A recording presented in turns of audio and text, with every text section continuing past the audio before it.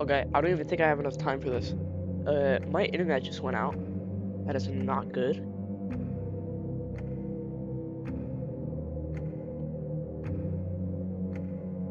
Let me see if it's doing okay now. Yeah, it's doing good. Okay. Sorry about that. We are back now. Okay, I'm just gonna... I don't even know how much time is left on it. I can't go on that yet. I need to pull it up.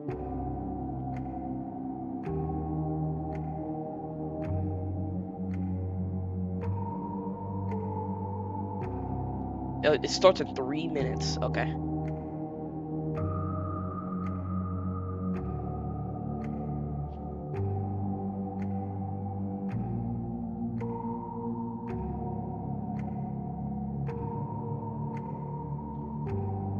Okay, I'm a little nervous. I am genuinely kind of scared.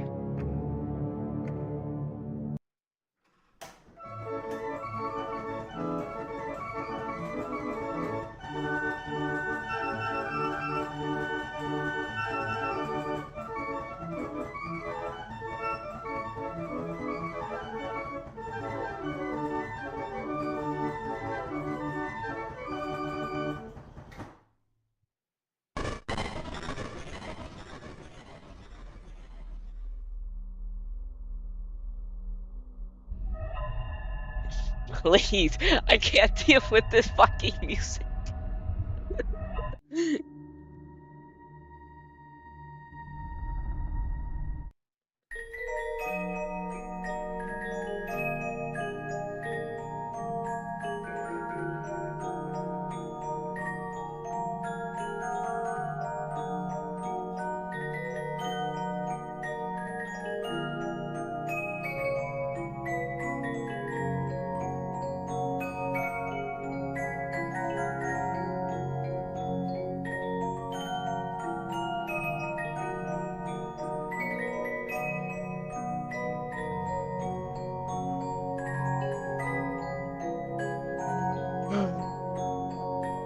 Oh god.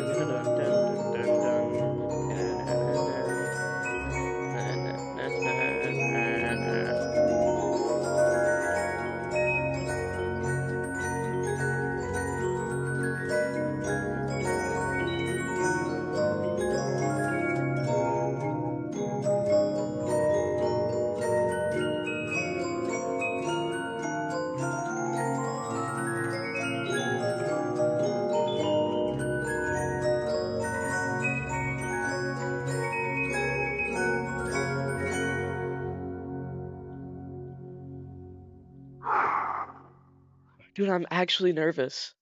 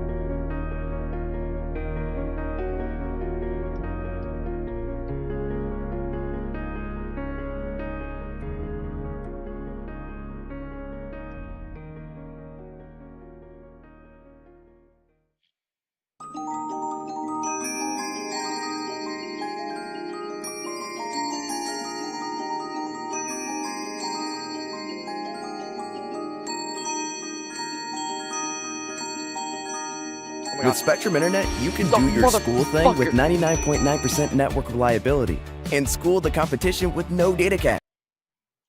Whatever it is, you can do your thing with this exclusive student internet offer. Only $39.99 a month for 12 months with no contracts. Shout out Spectrum. New Glade Fuck Plugins you! Plus. Now with Scent Notice technology. Expertly designed to reduce nose blindness, with Shut more up, waves Glade. of fragrance that last up to 80 days. SC Johnson.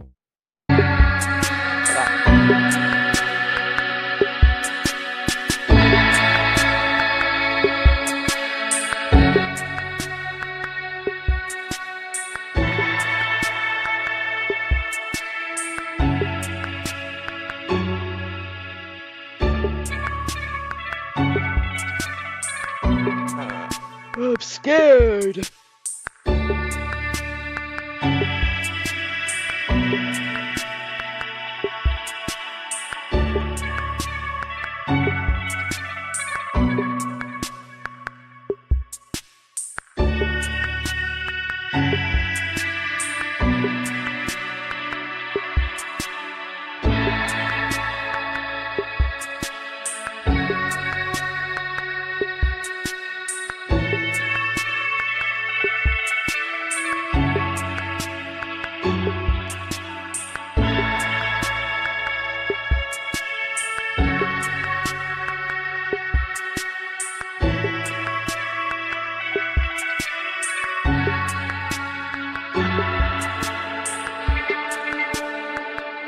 Seven, 6, 5, 4, 3, 2, 1. Let's go. Lock in. Scott, tell me what's Oh, in shit. the box. I think as the 10-year anniversary is upon us, I will give this as my gift to the fan base on this 10th anniversary. What's in the box is No, I genuinely don't believe that. I genuinely don't believe he answers that question. That's such a bait. That's such a bait. That is such a bait. Hi, Mabel. Oh, It's the fuck. best. What's going on, guys? Stalker back again. Hope you're fantastic today. And it's the 10-year anniversary of Five Nights at Freddy's. It is August the 5th, which means if you've been looking at the list, what the official the 4th. Twitter has been saying, it's the interview with Scott Crawford, everybody. hey everybody, how's it going? Dawko, good to see you again. Yes, 6 years since the last interview, right? Which is crazy. A lot of things have been happening since then, Damn. so let's go back a little bit. So the interview was August 2018. So after that, we got Help Wanted, Special Delivery, Security Breach, Help Wanted 2, Ruin DLC. So there's a lot going on. And of course, the future games as well. Yesterday, Steelwall has announced something. I don't know what it is yet because we're recording this, you know, a couple of months before. But guys, Damn. whatever it was, I hope you're very excited for it. Future Dawko into the pit as well. Stuff to look for. There's so much stuff to look forward to, and it's really cool that you've done like a week of exciting things for the 10-year anniversary. You know, we've never seen something like this before. 10 years of Five Nights at Freddy's, which is it's pretty crazy, right? Man, I can't believe it's been so long since our last interview. That really seems like just it doesn't. How long did you say ago it was? 6 years ago? That's hard to believe. I That's know. impossible to FNAF gameplay believe. in the I know, background. right? I've actually got a song for you that I'm going to play for you to celebrate the 10-year anniversary. Okay, no, this is getting things off to a kind of an awkward start, but I'll let you go on ahead. Okay. Are you No, ready wait, you're for gonna be this? performing. Wait, you're gonna be performing this yourself, or is something recorded? I've got the harmonica right here. Oh, a harmonica. Okay, my I've favorite. been practicing this song for over 32 years. Okay. Mhm. 28 So- years old. Are you ready for this? I'm ready. Come on now, you started this. Right. Okay. Let's go. Ready? I'm really good. I'm really good.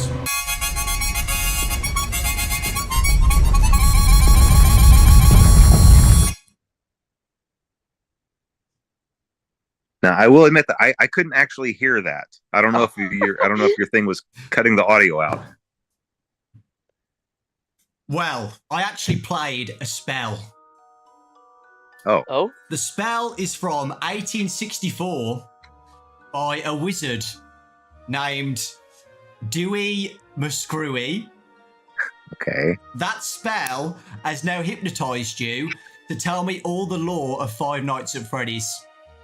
Oh, geez. Now, I thought we talked about this in advance. Now, listen. This is a bad idea to start talking about lore. All right, well, here, you have to give me specific questions, and I'll see what I can answer for you. I was joking. But I make no promises. Scott, tell me what's in the already? box. Wow, just direct. Just out and direct, just like that. Yeah. Well, look, okay. It's the 10-year anniversary, okay? And even though I like to be elusive, I like to kind of tease the fan base. I like to, and I do like there to be an air of mystery about things. Sometimes I do let things go on for too long. And I understand that sometimes things become not fun anymore and things can become frustrating for theorists. So, okay. I think as the 10-year anniversary is upon us, I will give this as my gift to the fan base on this 10th anniversary. What's in the box is... It's baiting. It's baiting. Yep, exactly. I knew it. Oh my god. And that's about it. And that's it, man. So like we've been speaking about, 10 years of Five Nights at Freddy's, which is a crazy amount of time. I can't believe we're still here. I don't believe he said anything. It's been such a journey. So I just wanted to ask you, do you have a highlight moment for the whole 10 years of Five Nights at Freddy's since 2014? I think there have definitely been a lot of satisfying moments. Like obviously if whenever one of the new games would come out and it would be positively received, that was obviously a huge relief.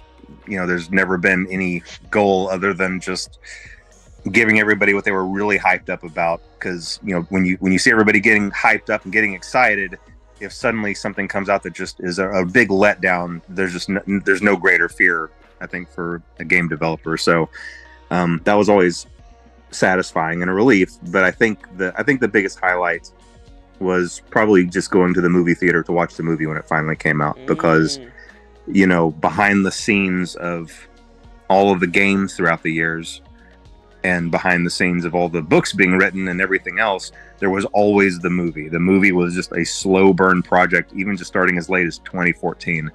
So that has been in the background being, you know, progressing for almost the entirety of not almost the entirety of that first 9 years. So to be able to actually go sit in the theater and hear the reaction from everybody and hear the fans really enjoy it, that was definitely that was definitely a moment of just real happiness for me, I think. Literally 9 years, you know, having ups and downs, you know, getting the script right as well. I know you've said on posts before you've had so many scripts made for the movie. The plushies in Manhattan or something, that was one of the scripts. So yeah, it was. Yeah, I can imagine how, you know, difficult it's been, like trying to get it all done. You know, I can just imagine. Well, I can't imagine it because I'm not you, but you know, when me, Raz, and Ryan and Baz went to a premiere for it and sat down at the cinemas, and we all looked at each other at the end, and we had to we couldn't believe it, and we didn't even make the games. We've been there since, you know, basically day one, but we all said, like, imagine how Scott's feeling right now, you know, just sitting down and seeing it actually, you know, on the big screen. It must be a crazy feeling. Yeah, and now that I've been through the process, you know, I can tell you it's a miracle that any movie gets made, just being through that process, just how many wheels have to be turning at the same time, and how many things. And even though this process took a long time for me, you know, Hollywood works at just blazing speed, where there's 100 things happening at the same time, and it's a miracle if these things get coordinated. And sometimes things don't work out, but sometimes they do. On the day that I was driving to New Orleans, and the shooting was supposed to start the next day, on that drive, I was on the phone. It was like a 5-hour drive from where I was. I was on the phone the entire time trying to finish contracts and finish negotiating points, because there were still open items with there were still things that needed to be resolved with Universal, Blumhouse, the Actors Guild, the Writing Guild. there were just Louisiana. There were all of these things, and any one of them not being settled properly would mean we couldn't start filming. And all of those conversations were happening at the same time, and all of them depended on one of the other ones. And so that was a very stressful drive, but that's the way that Hollywood works. There's a million things happening at once. It was definitely a whirlwind, but to see all of those pieces come into place, it was pretty remarkable. And yeah, like you were saying, just all of the scripts, starting just with 2015, there were a couple of deals that weren't very good that I'm very fortunate didn't pan out. But then whenever I was with Warner Brothers briefly, that was a good deal, and I was very, very grateful to have that. But even that, whenever the stars seemed to have aligned, things just didn't work out there either. And so I was really fortunate to meet up with Jason Blum and get to have that deal with Blumhouse. They had a lot of faith in the project, and they were following my lead on a lot of things, sometimes to a fault, because lots of times I would throw things out and want to start over. But, they were with me the whole journey. They were with me, and they believed in the vision, and everybody just had the fans at heart. That's all anybody wanted to do. Everybody was just making sure that every part of the movie would be something that the fan base would look at and recognize or relate to or connect with. And I think in the end, we were able to accomplish that. And I'm just really happy with that. And I think we landed with just the perfect cast, which, again, that almost didn't happen either. There were a couple of instances where someone else was about to get a part, and then something would happen that would make that not work out, and then someone better would step in. And I've said this to my contacts at Blumhouse numerous times just over this last 6 months, even since the movie came out, thinking, aren't we glad that we got Josh Hutcherson for this role? Isn't it great we had Elizabeth Lale for this role? Isn't it awesome we had Matthew Lillard for this role? Isn't it great we ended up with Piper Rubio for this role? Every single person that we ended up with was just absolutely perfect in those slots, and everybody was just a delight to work with. Once again, since I'm new to kind of the film industry, I got to talk to people about their other experiences on other projects, and it can be really scary because usually, from what I understand, every production has one member of the cast or one person on staff or just one person that causes problems or something like that. We didn't have anything like that. Nothing like that. Everybody was just phenomenal. They were just a joy to work with, and getting to go to filming was really fun. So it was a really fun experience. And in the end, I'm just happy that the fans were happy with it. Now, that's not to say the film didn't have it's places where it could have been improved, and we're all, me and Emma and Jason Blum, we're definitely chat about that and looking to make sure the second movie is a step up and an improvement. So lots of good things to look forward to, I think. Yeah, it's exciting. And yeah, you're right about the fan reaction. The fans absolutely loved it. We all can't wait for the next movie. It's so exciting. And I'm so glad, it's actually happening as well. So yeah, exciting times. So yeah, you said that you've got a highlight of the 10 years of FNAF. If you could go back and change one thing in those 10 years, do you have anything that you would change? You can't say the box. No, the one thing I would change, I wish I could go back and have one more shot at FNAF World. I really do.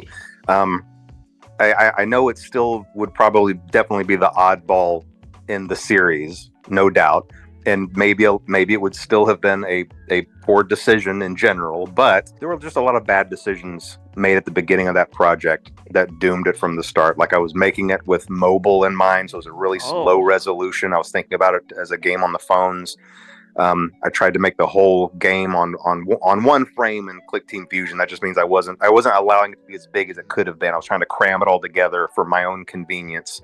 There were just several decisions that were made that really hindered that. And also I was in a rush because I was getting a little arrogant, thinking that, hey, anything I make is going to be gold, and I definitely ate some humble pie with that really, really quick. And I learned that is not the case. And so I've tried to be very careful to not make that mistake again after that. But yeah, if I could go back and change one thing, I wish I could maybe work with a different developer and just really make it a high resolution game, get in some really good graphics, maybe get someone else to, help me with those graphics. And it could have been a good game. Who knows? Maybe somewhere down the line, if I get really antsy about it and have a lot of free time on my hands, maybe FNAF 2 or FNAF World 2 might be a thing. Yeah, I was about to say that, you could still get a different company to do a FNAF World game. It's not over yet. I think I've said this to you before. I love FNAF World. I think it is so underrated, and I always say FNAF World is underrated. I love it so much. There's just a charm to it. I really do, and I know you don't like it, but I absolutely love it, man. I really do. I love everything about it. If I had allowed myself to work on it for one more year, just like really double its development cycle and let it be a high res game, I bet it would have really been something. But like I said, who knows? Maybe for the sequel someday. Let's move on to Steelwall, the amazing Steelwall Studios. That was the next game after Ultimate Custom Night. Help Wanted, one of my favorite games in VR. I absolutely loved it. What has it been like working with Steelwall?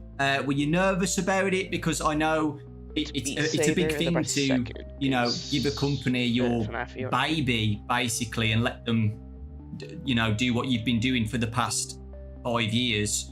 How was it for the first time letting someone else work on FNAF? I was really nervous about it. I was really nervous. I went several years still doing it by myself, even after I had the financial ability to pay other people. Again, I wasn't in that mentality of being able to do that. So even though I could have done that, I was still doing things just all by myself, all the way through Pizzeria Simulator. Yeah. But by then it was I knew that it was getting too much for me. I knew that I had to find another partner for it, and I was scared of that because there are stories all over the internet available about just games that went completely wrong because of games being mismanaged in the hands of development companies. And I'm sure that all of their pitches on the surface would have sounded the same, but I really got lucky. For that reason, I really feel like I got lucky, because whereas I probably could have accidentally ended up with a company that did botch something, I didn't. I think I really honestly believe that I landed with the best, just one of the best development companies. They've been just a pleasure to work with, and they've done a really great job. This last one they did, Ruin, I thought it was just so much fun. And I think that might be my favorite thing that they've made was Ruin. And the things that they have planned, which I'm not going to talk about right here, but the things that they have planned are really exciting too. So yeah, I've been really happy. It's been a really good experience. Well, I'll tell you, on Help Wanted, I was going to throw in, I'm happy with how Help Wanted came out, because at the time, and I don't have this anymore. I don't have a VR setup anymore. But whenever the first Help Wanted came out, I did have a VR setup. So I was able to beta test. And of course, I was leading the charge to want to beta test my own games. I got into the Funtime Auditorium and I noped out of it. I took the headset off, and I immediately got on the phone with Steelwall and said, I'm not doing it. I'm not going to test it. You test it. You're going to test it. You'll find someone else to test it. I didn't even get jump scared by Foxy. I was just in there in the darkness, and I knew I wasn't going to do it. And I never played it again. And I never played Help Wanted. And I never played Help Wanted 2 either. And I'm not going to. People need to understand it though, right? Because in the past, like when I've obviously done videos on Help Wanted 1 and 2, I get a comment saying like, it's not that scary. You're overreacted. It's not that bad. But you don't know until you've literally put on the headset, right? Yeah. It's completely different, just watching it from a screen is compared to having the actual headset on. It's terrifying. Yeah, completely different experience. My other question, Glitch Trap is one of my favorite characters in FNAF now. I absolutely love Glitch Trap. What are your thoughts on Glitch Trap as a whole, with the development of Help Wanted? I love the character. And I know that this is kind of one of the places where I know that there's a little bit of a divide with maybe me and the fan base, or maybe just within the fan base, because I always lean sci-fi. I have a tendency to lean sci-fi, even though I try to come back into the roots of the supernatural instead. But I can't help my inclinations to lean sci-fi. So anything that involves possession of AI or possession of machines or circuitry, that I love that sort of thing. So I love the idea of glitch trap. I'm not a huge fan of the name. And here's the way that these things happen, okay? And this happened with burn trap too. Whenever I'm in the planning phase with Steel Wool, we come up with temporary names for these characters, you know. Whenever we're doing the pre-production document, I'll say, oh, well, he's glitchy, we'll call him glitch trap. Oh yeah, he's burned, we'll just call him burn trap. But then those names get embedded in the source code because they use those temporary names also. And once they're in the source code, and once someone finds them in the source code, that's it. Like that's the canon name now, and there's nothing I can do about it. And hopefully we're learning our lessons going forward to maybe find I don't know, to just hone in on a better process there. Because yes, I love the character, not a huge fan of the name, but it is what it is for now. You know, it's the name. I love Glitch Trap's name. Can you think of a name, like, on the spot, like what you would want to call him or not? Oh, I have no idea. But you know what? A good example is Nexus, you know, from Ruin. Now, that was a character where, even in just my design of the game, I thought that through, and I came up with that. And I'm really happy with it. I really like that name. It's a really cool name. But now, see, if I didn't have one of those ready to fire off, I might have thought up something like, I don't know, Purple Trap or you know, or AI Trap, or just something temporary, and then that would have been the can name. That would have been so much worse than Nexus. So after Help Wanted, we got Security Breach. Were you happy with the release of Security Breach when it first came out? Security Breach, there's a really big story behind that. That was definitely a challenging period, and a lot of things just didn't align up perfectly for that, and there were a lot of reasons for that. I mean, obviously, I hear lots of studios and things kind of blame COVID for stuff, but there is a reason for that. You know, COVID took well-structured work systems and suddenly scattered them and expected the work to continue to flow, and it just doesn't work that way. From my understanding, I'm pretty sure most, if not every, member of Steel Wool got scattered across the country and were trying to just carry on with the workflow, and it was just really difficult. I think that's really the only example when my idea of how a game was going to go was misaligned with how things were going with Steel Wool. And I had a specific story for this in mind. Okay, for Security Breach, I really did. I had a very specific story in mind, and it is very different than the one that got in the game. And I think a part of that is the way that I conveyed that to Steel Wool, because what I was trying to do was I was trying to tell Steel Wool to do specific things throughout the game, put specific items in specific places, have specific characters do certain things, meanwhile not telling them what the story plot was. Because in my head, I was thinking, okay, when people find this, they will connect this to this to this, and it will all be revealed. And I thought I could do that without telling Steel Wool the story plot. That didn't work out very well, because they got all of these pieces and they thought it was their job to connect them in a way that made sense. And so really what you ended up having were the same pieces, but telling completely different stories. And since I was trying to kind of tell a specific story with mine that went a certain direction, they were taking pieces I didn't fully understand and trying to craft a story out of them. And again, I don't blame them for that. I blame myself for that, because I guess what I should have done is just said, hey, here's the story. Here's why these pieces are here. Here's how they're supposed to connect. And I can give you a really easy example for this. And I'm hesitant to say this because I don't like messing with the lore, but I think in this case, it's okay. When it comes to Burn Trap, originally, Burn Trap was never supposed to move. He was supposed to just be something you saw in the corners, or like if you were walking past machinery, you might be able to peek in between two things and see him in the corner or propped up against a wall, almost like a some kind of decaying movie prop, and you never fully understood what his purpose was. And he had a very specific purpose, and I'm not going to say what that purpose was, but realistically, he never moved. Well, obviously that's not what we got in Security Breach. In Security Breach, we got a capsule opening and purple smoke flowing out and him climbing out and coming to get you. And so it's just not quite the same thing. So, but anyway, it didn't turn out the way anybody wanted, but hey, whenever that happens, just like whenever I stepped in it a little bit with FNAF World, me and Steel Wool got together. We were like, look, all that matters now is making things right by the fan base. That's all that matters. We all had the best intentions going on.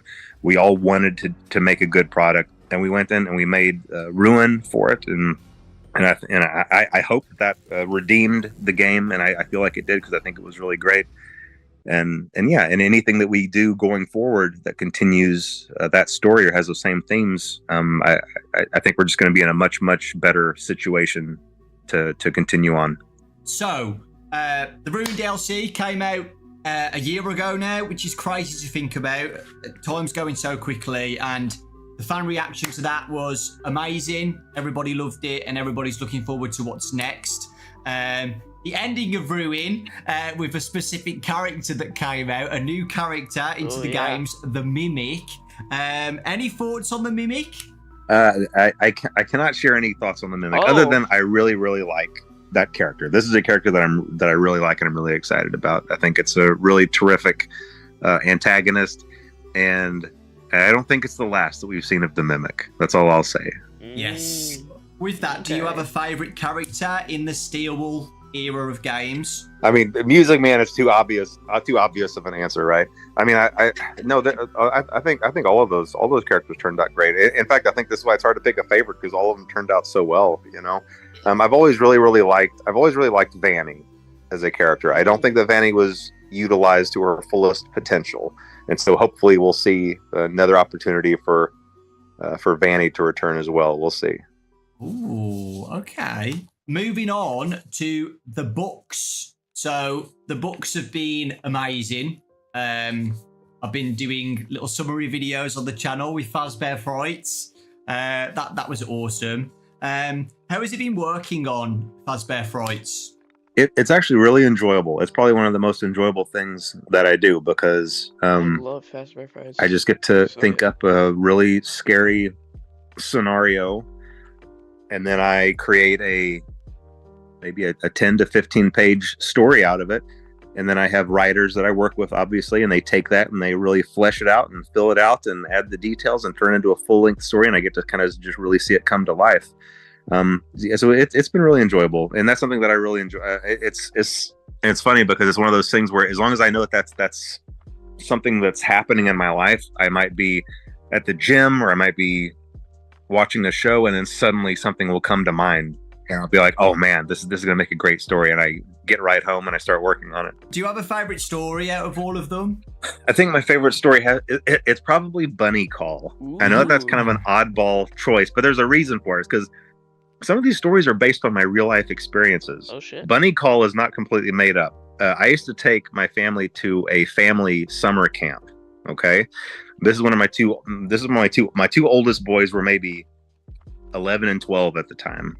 Or no, I bet they were 13 or 14. It's hard to remember exactly when this was, but then I had younger two that were just babies still. And whenever we showed up at camp and we were all in the auditorium signing up for activities, it was rafting and boating. One of the things you could sign up for was a panda call. Okay.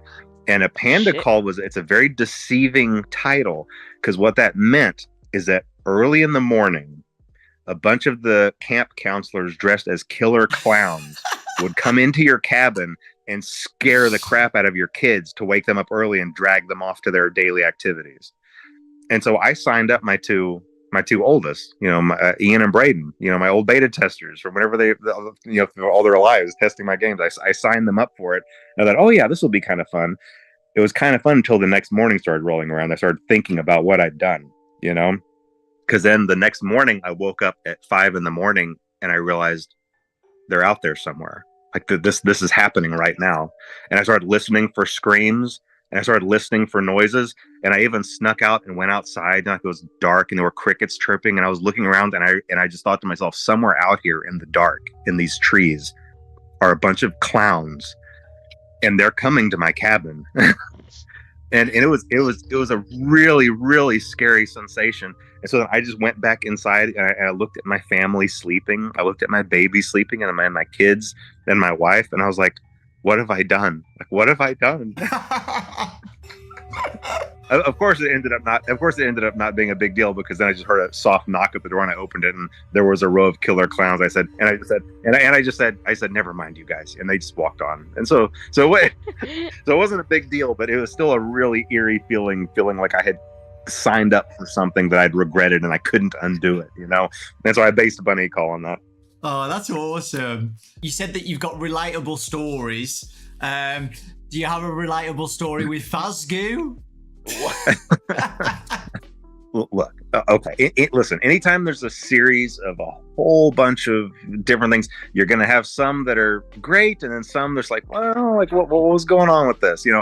I don't know how to explain the Fazgoo. I'm sure I had something in mind that was really great, but they can't all be winners. Now I will say a couple of the other ones that had real life connections. Sometimes you hear about people talking about their sleep paralysis demons or whatever. That's never really made sense to me, but now it kind of makes sense to me, and I don't know why it does. Yeah, every once in a while, a person you'll wake up, but you'll still be paralyzed in your sleep, and for some reason, I guess in that moment, you're still half dreaming, and so you have a tendency to still maybe see something before you fully wake up. And the Blackbird creature was mine. That creature on the cover of Blackbird is my sleep paralysis demon, because I was on vacation, I was by myself, and I don't know what the circumstances were. I feel like I was taking a midday nap, but I woke up with a jolt, and for a split second I saw that thing standing over me and I couldn't move, and my body was tingling and I was just frozen up, and I was just so disoriented after that. But I never forgot that, and I knew immediately after that, it's like, I've got to get this into a story somewhere, like this crazy looking creature. That is crazy. That is absolutely crazy. I've never had sleep paralysis, so I don't know what my creature would look like, but I hope it doesn't look like that. I don't think it's a normal experience. I don't think it's an experience you should want to have. I don't feel like it's a healthy thing. So if that hasn't happened to you, I think you're in a good place. Do you have a least favorite story? I don't know. I think it probably might be the Fazgoo. Or no, I mean, come on. It's got to be the one where the guy gets pregnant with Springtrap's baby. I'm not sure what I was thinking about. Again, that's one of those things where, oh man, this is going to be really creepy. But then you step back and look at it from afar, and you're like, I don't know if this is a good idea. And I swear I wasn't picking on MatPat. That wasn't a story designed with MatPat in mind. It really, really wasn't. Listen, whenever you're doing these stories for this long, eventually you just run out of names, and you're going to cover all the names. Eventually I'll get around to Dawko. And so if you see Dawko in one of these stories, it's not something personal. It's just because I ran out of names. I don't know. Dawko is a very specific name that you'd have to get to. I probably have a few more to go through before I get to that, so you don't have anything to worry about. When doing my summary videos, and I know a lot of people say the same, people who loved Goosebumps when they were kids find these really relatable, right? And I know kids at school now read Fazbear Frights like they're Goosebumps books. And as a kid, my favourite TV show was Goosebumps. Would you ever think about or like the idea of Fazbear Frights ever being like a TV show like Goosebumps, where it's like a series of some of the best stories or something adapted? Oh yeah, definitely.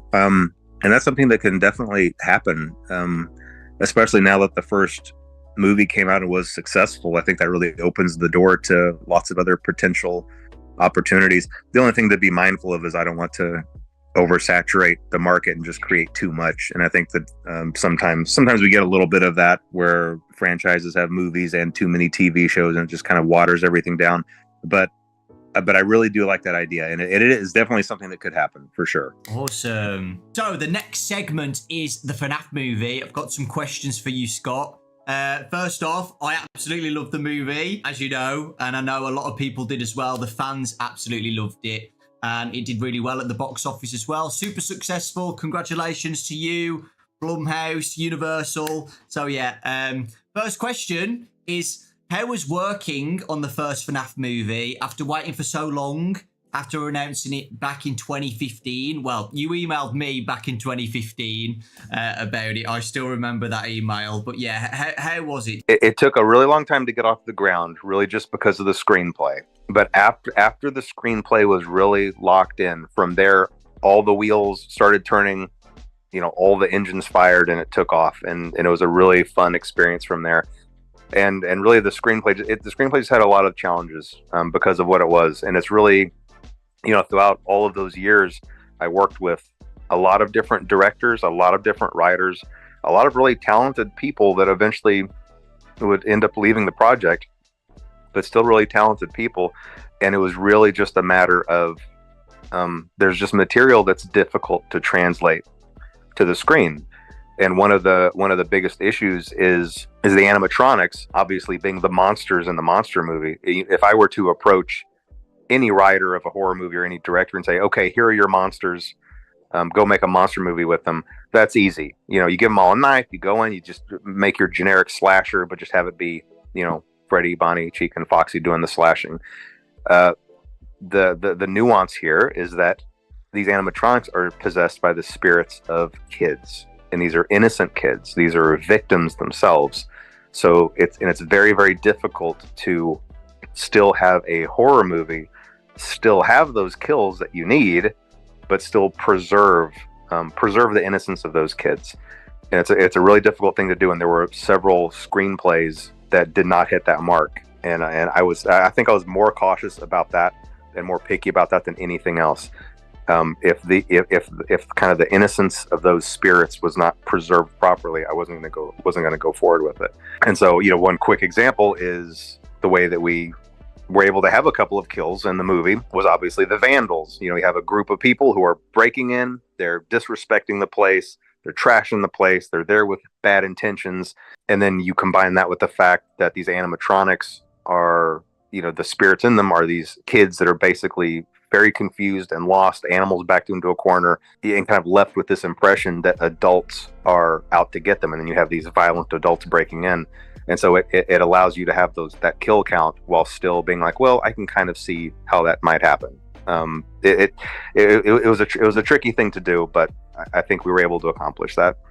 Manipulated by William Afton still as well. Yeah, that's right. That's absolutely right. The drawing on the wall was also kind of this layer, this blanket of manipulation over them all. So all those things combined, you could see how these actions could happen while it not necessarily being the fault of the kids. With the fort scene as well, I loved the fort scene. I know some people were a bit confused by that, like why are they building a fort? But I got it straight away. You just want to show the audience that they're just kids, right? Were you happy with the first movie and how it came out? Yes, I am. I am very happy. I mean, look, anytime anybody, I think pretty much anybody who's been through a process like this would be able to look back. And I do this with my games too. You look back and you're like, well, I wish I'd tweaked this. Oh, maybe this could have been like this, or maybe this could have been like that. But you have to just really take a step back and look at it as a whole, and where it came from, all the things that could have gone wrong, and all the things that went right, and just be really grateful that so many things just fell into place. And I can give you a really quick example of why I don't want to second guess too much. At the 11th hour of this movie coming together, we still really didn't have a music composer, and I'd really wanted an animated intro. I was really pushing to have that 8-bit animated intro, but we didn't have anybody, and really not really anybody to have an idea of what kind of music we were looking for. 11th hour, Newton Brothers come in and they write out that banger of a track, like absolute insane. Like I listened to that the first time and I was like, wait a minute, do I have a theme song? Does Five Nights at Freddy's have a theme song? And I called Emma Tammy on the phone. I was like, wait, do we have a theme song now? Like, I can't tell you how excited I was over that. And you better believe you're going to hear that again at the beginning of the second movie too. Yeah. I mean, that was just so incredible. The Newton Brothers just knocked that out of the park. So many things went right that I don't think I'm going to dwell too much on what I would go back and try to do differently. As we know, the movie was a major hit in 2023, super successful, the biggest horror movie of 2023 as well. How does that feel, seeing that happen? It's nice. That part is nice. It's more important to me that if the critics had loved it, but the fan base was grumbling and saying, wait, this isn't how it is in the lore. Wait, we didn't like this. I don't like how they did this and this. And the fan base was unhappy. That would be a failure to me. I'm perfectly happy with all the critics hating it. and the fan base reacting positively to it. So yes, it is nice that the movie was successful. However, that is not the correct metric by which to judge the success of this movie. And in fact, opening night, which was Thursday night, where I am, I went to the very first showing, and the theater was pretty much empty. There were only a couple other people in there, but it was a 1:00 showing. So, but still, I saw that as kind of a bad sign. But I just watched it anyway. Then I went to the next showing, which was just later in the evening, and I told myself I wasn't going to go online. I wasn't going to read any reviews. I'm back. I had already told everybody at Blumhouse, and I told my legal team, don't talk to me, don't call me, don't email me, don't send me charts, don't send me facts or figures. I don't want to hear anything about anything. I'm going through this whole weekend blind. I just want to experience what everybody else is experiencing. Well, before I went into that second showing, I was just by myself. And then later that evening, my whole family was coming into town, by the way. My whole family was going to come into town and watch the movie with me that night. But this showing, I was still sitting by myself. I was checking my email, and I accidentally saw one of the reviews. And I saw that it was terrible. And that opened the floodgates, and I went and started reading all of the other reviews. And I immediately texted my family saying, don't come. Don't come. This is over. I want to be by myself. And I was already thinking in my head, like, how am I going to write a letter to Blumhouse apologizing for this? How am I going to write a letter to the fans apologizing to this for just wasting everybody's time? And I was just incredibly depressed. But somehow Jason Blum caught wind of this. I don't know who I asked a question to or what I said, but he started just bombarding me with text messages saying, Scott, the fans love it. The fans love it. The movie's a big hit. Everything's great. He was just, in all caps, everything all caps. My phone was just blowing with all caps texts. And so he really talked me through that to try to encourage me that even though the critics hated it, there was a lot to be loved there by the fans. And so then I had my family come into town anyway, and we just sat in a packed theater and listened to the cheers and enthusiasm, and it really lifted my spirits. But for a couple of hours there, man, I was pretty distraught. I thought the whole thing was just a complete disaster. But it wasn't. But it wasn't. It all worked out okay. It all worked out okay. Yeah. And again, the movie's not perfect. There's definitely room to improve. But yeah, I'm definitely happy that it was in general received well by the fan base. The second movie, which is, it's been announced that it's going to be coming out in 2025. Is it December 2025? Yeah, December 5th, 2025, I think. Is there anything exciting to talk about on the second movie? Anything you want to say? I'm not going to give away too many details, but I will say that I'm following kind of the same formula where the first movie is focused on the first game. So I'm going to try to carry on that tradition onward with future movies. And I think that is absolutely the way to go. And I think everyone's going to be really, really excited for what's planned for the second one. The first one was really challenging because it's so much setup. It's like, how do you establish all of this? But now that we have that launch pad, where to go from there came a lot just more natural. It felt a lot more natural. And we were able to really craft just a really great story, I think. And I'm really excited about it. And I won't say anything more, but I'm really hopeful that everyone's going to really love what's gonna come around December 2025. Yeah, so exciting. And is Emma back and everything? Oh yes, yeah, well? Emma's gonna be back. She did such a great job on that first one, Yeah, that's really good having the same director. So now we're going to be talking about Into the Pit, the new game that's coming out by Mega Cat Studios. We just got another trailer a couple like last week, and it looks amazing. It looks so good. How has it been working on the game based on a Fazbear Fright story? It's definitely been a unique experience. I first started talking to Meg. I mean, it's been years and years since that game has been in development, and originally it was just supposed to be a little novelty one-off. Like, oh yeah, here's this little company that makes 16-bit cartridges, and that was immediately appealing to me because I'm all about the Super Nintendo. And so if I could make something that would come on the Super Nintendo cartridge, sign me up. That was the most exciting thing, the most exciting product I'd ever worked on. It was still just supposed to be a novelty, but as the development went on, everybody was looking at it thinking, this looks pretty good. This actually looks really good. And so they just kept on going with it. They could have stopped a lot sooner, and they could have stopped with just a little simple novelty game, but they just kept going, and I kept looking at thinking, yeah, keep going, and they kept going, and I would keep looking at it, and it just turned into this big, full-fledged, full-sized game. So we obviously decided to venture away from strictly the cartridges, so that everybody can be able to play it on Steam and everything. But it's really unique. It's just a really, really unique game, and I do love that it really gets into just this really gritty these kind of gritty graphics that I haven't seen since, well, I guess since the late 90s, whenever you had those point and click type adventures, and you had that real kind of that pixelated art style that can be really creepy at times. I don't know. It's going to be a really unique experience, and I think that everyone's going to really be excited about it. I really do. Awesome. I can't wait to play it.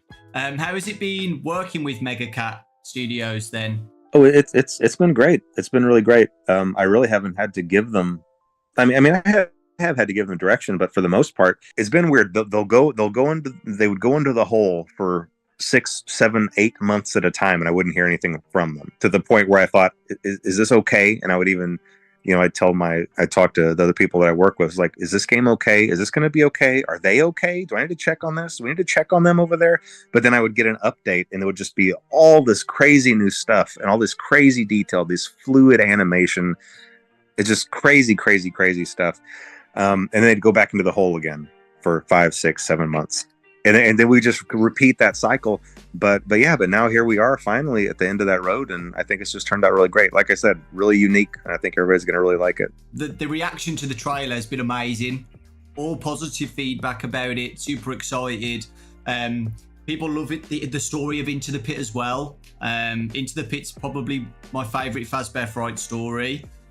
So with all the positive feedback about it, what do you see for the future of FNAF spin-offs made by other studios in the future? Oh, it's definitely a possibility. In fact, I'd really like them to start working on Fetch. I think Fetch would make a really good game after this.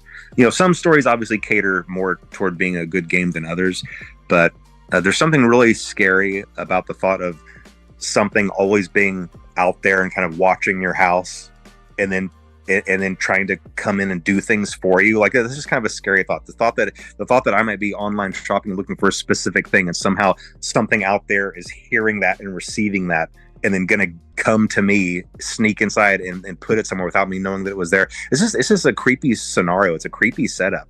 And I think it'd be a really cool game to have to stop this thing, because obviously Fetch was out doing a lot of menacing things, to have to sneak around a neighborhood and stop this thing that's sneaking around so undetected. I don't know. I think it'd be a really cool game. So hopefully that'll be the next project. We'll see. As the franchise has grown bigger, what challenges have you faced with running a franchise of this size? Is there anything you could be doing better? I think something I should have maybe been doing better is I should have had a better structure in place as far as people to talk to the fan base.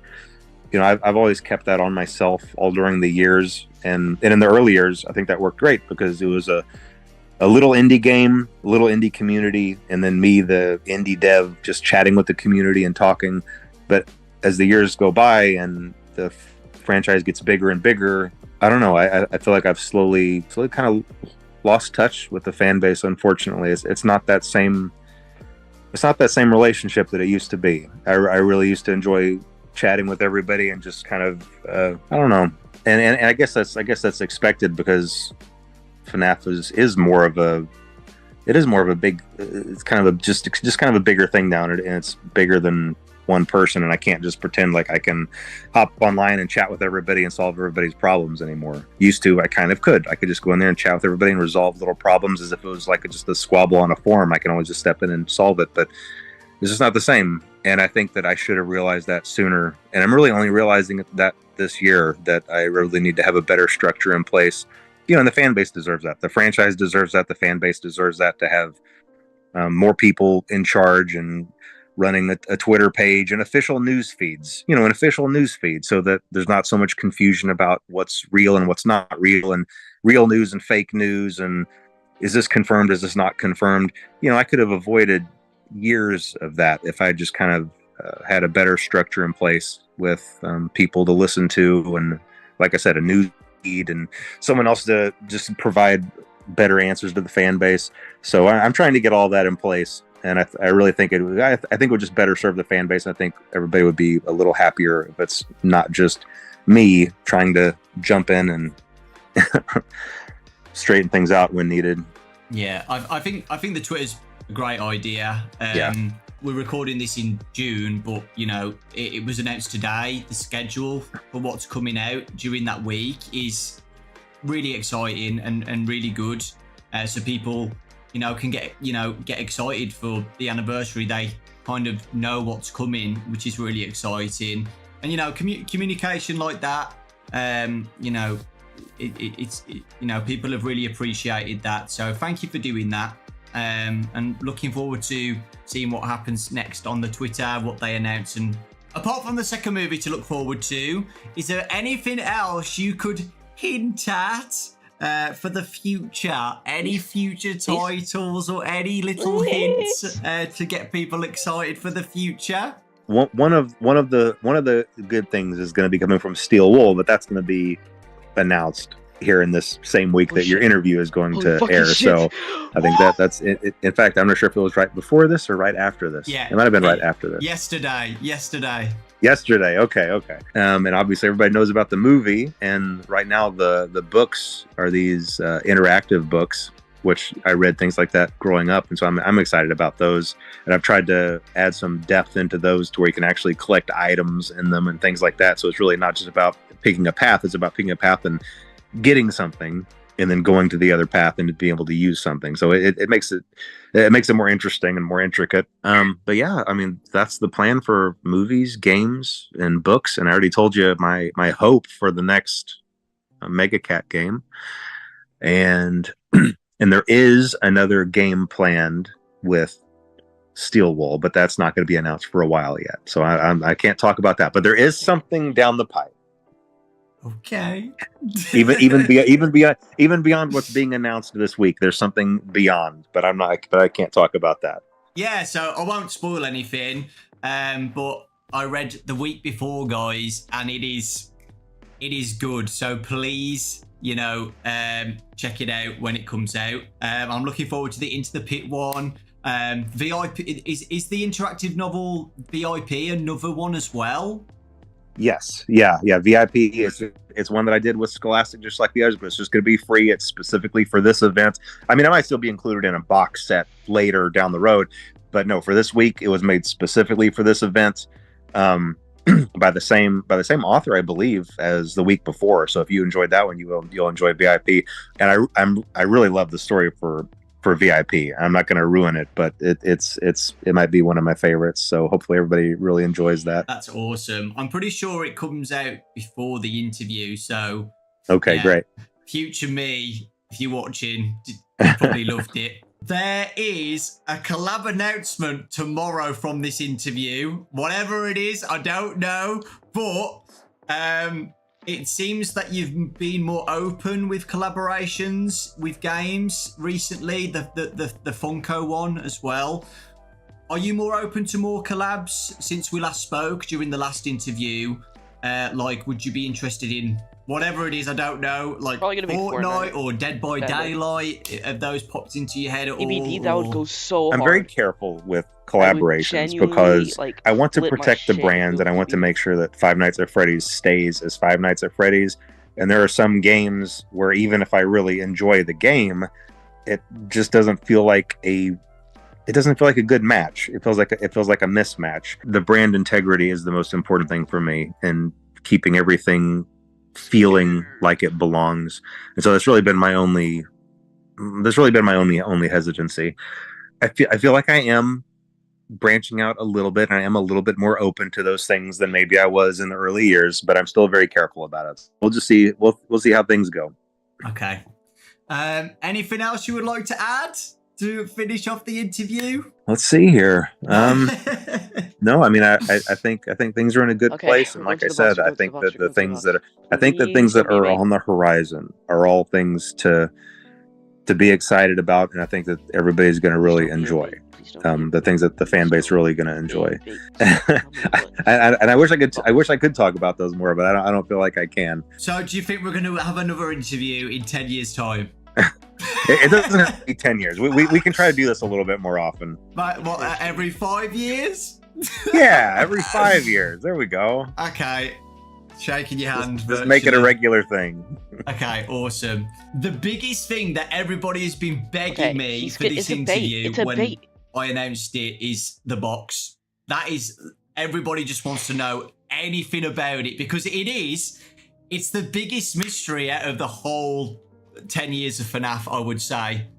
Maybe Midnight Motorist is number 2. But yeah, I'd say the box is the biggest. I think. The biggest mystery that everybody wants, like even a tiny snippet of something. Help. Okay. Well, I can try to give somewhat of an answer to that, even though it might not be extremely satisfying for a lot of people. So I would encourage people to turn off the interview if they don't want an answer that they might not be happy with. But whenever I'm making these games, there are a lot of things that are in my head that are just flowing ideas. And when I have them and put them there, it's the first half of something. It's like a string or a rope, just like reaching out. And I know that what's there on the other end is there.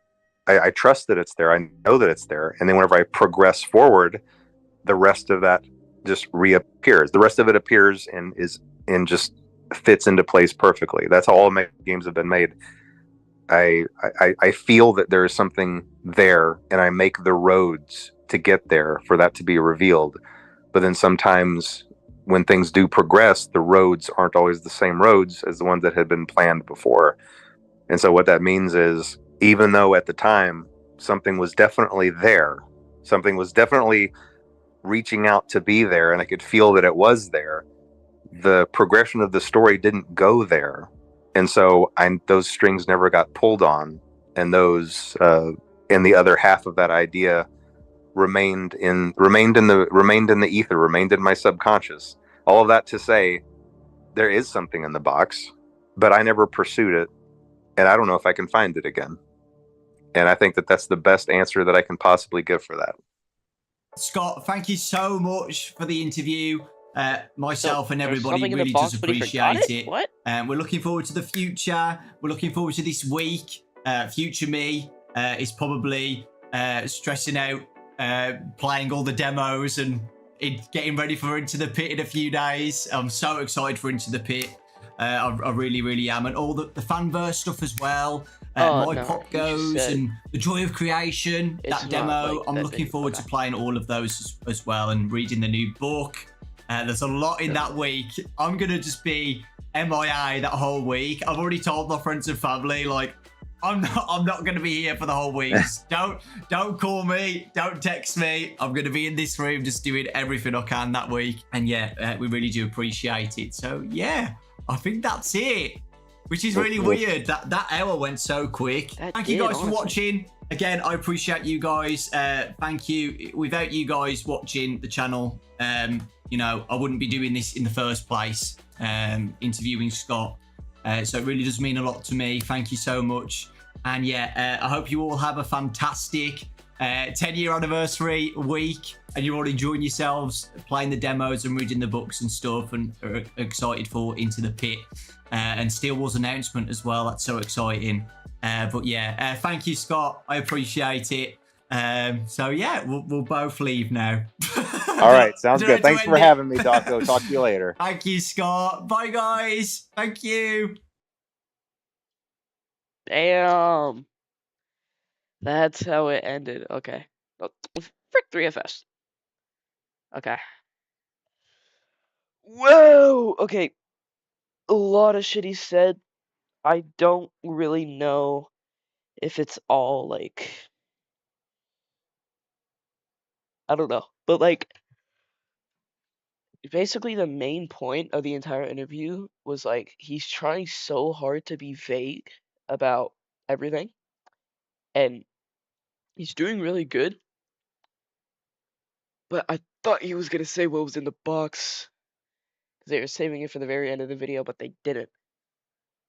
He just said it isn't as big as I thought it would, which makes me still think that it is the crying child's dead body in the box, because that would be quite a big plot twist for FNAF 4 with all the nightmares that he has, and maybe he's already dead before the party, and he's just like reliving that memory, like as a dead spirit. He's reliving everything like at the house, and you know, and it could be like I don't know. My Pop Goes might have something to do with it. Like My Pop Goes, the creator of My Pop Goes, they might already know what's in the box because they had a official fan game be noticed by Scott and put into the FNAF 10 year anniversary. Um, yeah, Scott was like, this is good. I'm gonna put this here because it's coming out like 8 days before Into the Pit. And then T Jock also, like, Nixon might know what's happening in the box. Nixon honestly might know everything about FNAF. And we just don't know that. We need to like keep on trying to like milk as many clues as we possibly can, because if we don't, then we're genuinely like gonna just be in like an endless loop of not knowing exactly what to do and like what's in the box. But I guess yeah, my best answer is probably like some like a G Freddy mask and the dead body of the crying child. I mean, that to me that sounds like the most reasonable answer, because honestly, what's good, Saucy? Honestly, I don't know what else it could be besides like maybe like the party masks that were at the final party before all of them died and got killed by William. Um, I guess that's really it. Like, I don't know what else it could be. I mean, it could be like a Foxy mask because his brother used to wear that and he put that in the attic or something. It could be a My Pop Goes. You never know. But I guess that's honestly really it for the stream because I have no other idea of what to do, what to play that's FNAF related. I think tomorrow we're just gonna look at the announcement, or what's tomorrow? I don't know. Let me check. I don't want to leak anything on my computer. Uh, the FNAF 10 year anniversary schedule. What's coming about what's happening that week? It's about very new. Yeah, let's get it. Okay. So, uh, I'm pretty sure next is the Steel Wool announcement, and then. Oh, wait, what?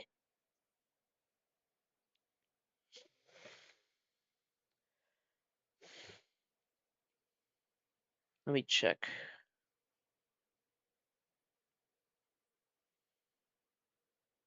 Because it's been updated a bit. It's been changed around.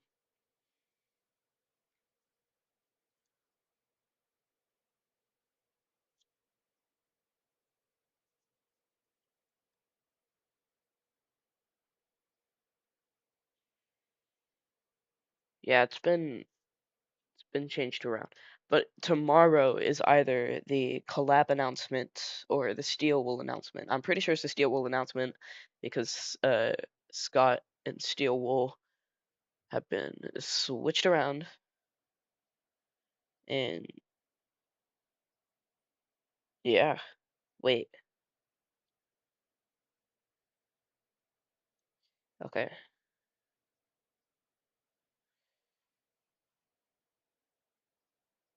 Oh, okay, here's the updated one.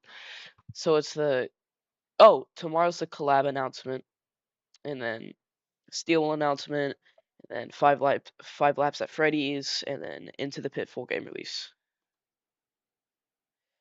Okay. Tomorrow's the collab announcement. So tomorrow we'll probably be playing like Fall Guys or anything like that, or like Fortnite or something that's very collab based, or whatever the collab is. It's probably one of those like 2 games, because that's the biggest theory, and it's most likely Fortnite. If it's Fortnite, that's gonna suck. If it's Dead by Daylight, I will literally cry of tears of joy because I have a reason not to play Fortnite and a reason to play DVD. Kind of shit at the game, but still fun as fuck. But yeah, I genuinely don't believe it's gonna be like an Undercutter game. It's not Fortnite. Yeah, I pray that it's not. If it's Fortnite, I don't know what to do. Cause I mean, obviously I know what to do. I'm gonna like buy the skins and shit. But I pray it's like Dead by Daylight, or it can't be like, anything like Overwatch or R6. Because if it was, then they'd already be like teasing it, which is just like, because that's how like Overwatch works. But it's either Fortnite, Fall Guys, or DBD. I pray it's DBD. I'll be okay if it's Fall Guys. If it's Fortnite, I don't really mind. But yeah, I guess that's really it for the stream because I have nothing else to do. That was a great interview with Scott that we just watched. It's not Fortnite. I pray it's not Fortnite. Yeah, I guess I'm just gonna chill for the rest of the day and wait until tomorrow for the collab announcement. That's gonna be really fun. And yeah, I guess I can see y'all later. Bye bye. Hold on, that's the wrong image.